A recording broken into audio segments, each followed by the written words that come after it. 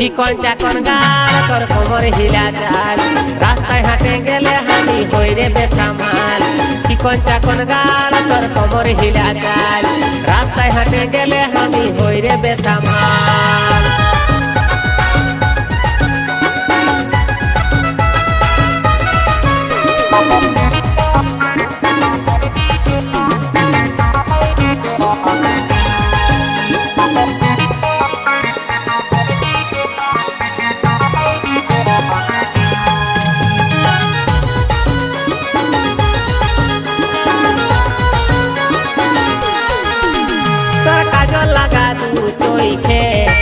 रे तुई हमके मताए तोर गोलापी गोलापी ठोटे गिली रे तुई मन के लूटे तोर काजल लगा